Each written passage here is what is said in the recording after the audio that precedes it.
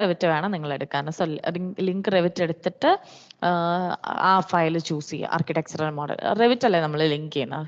So link ചെയ്തിട്ട് നിങ്ങൾക്ക് auto centre to സെന്ററോ നിങ്ങൾക്ക് ഏത് പൊസിഷൻ ഏത് ടൈപ്പ് വേണമെന്ന് വെച്ച് കഴിഞ്ഞാൽ ചെയ്യാം. മാനുവൽ എന്ന് പറയുമ്പോൾ നമ്മൾ മാനുവലി പ്ലേസ് ചെയ്യാണ്. അപ്പം ഷെയർഡ് കോർഡിനേറ്റ്സ് ഉണ്ട്. അതായത് ചിലപ്പം അവർ എന്തെങ്കിലും കോർഡിനേറ്റ് പോയിന്റ്സ് തരുന്നത് ആർക്കിടെക്ചറിനെ ബേസ് ചെയ്ത് അങ്ങനെ ഉണ്ടെങ്കിൽ അത് ബേസ് ചെയ്ത് വെക്കാം.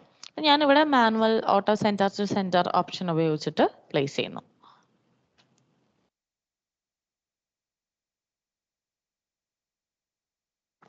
കണ്ടോ? ഇപ്പൊ ഇതൊരു ലിങ്ക് മോഡലാണ്. ഇവിടെ നിങ്ങൾ 3Dയിൽ നോക്കിക്കഴിഞ്ഞാൽ ഇതിനകത്ത് നിങ്ങൾക്ക് ഒരു റെലവൻസ് ഒന്നും കിട്ടില്ല. ഇവിടുത്തെ ഡിസിപ്ലിൻ ഇപ്പൊ സ്ട്രക്ചറിലാണ് കിടക്കുന്നത്. അത് മാറ്റി ആർക്കിടെക്ചറിലാക്കി കഴിയുമ്പോൾ നിങ്ങൾക്ക് ആ ഒരു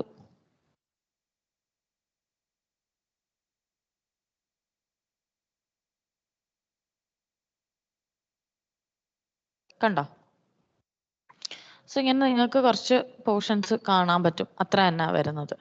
ഇപ്പൊ ഇവിടെ